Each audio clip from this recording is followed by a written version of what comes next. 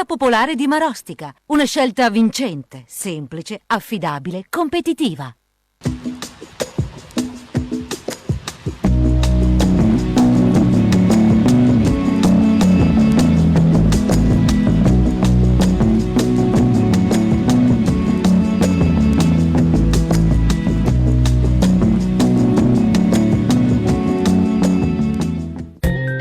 Venerdì 3 gennaio, Santa Genoveffa. È il terzo giorno dall'inizio dell'anno, ne mancano 362 alla fine.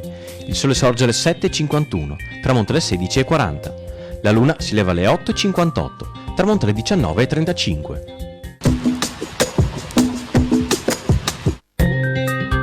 Si apre a Conegliano la prima bottega da caffè, con sede in via 20 settembre. Ne è proprietario il veneziano Lorenzini.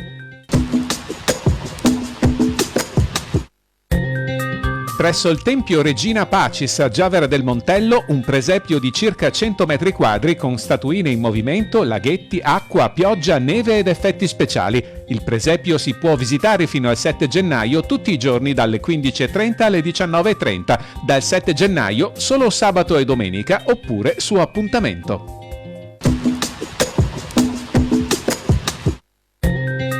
Fino al 6 gennaio, 100 presepi a Spinea. Per ammirare in diverse sedi espositive centinaia di presepi, quelli in legno della Val di Fiemme, quelli in vetro di Murano, i presepi nati dalle sapienti mani di artigiani o da volontari.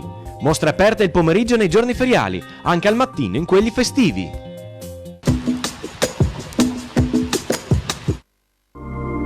Le previsioni per domani: molto nuvoloso o coperto. Probabilità di precipitazioni per lo più alta, di fenomeni da sparsi e diffusi con possibili rovesci, quantitativi più consistenti sulle zone centro-settentrionali.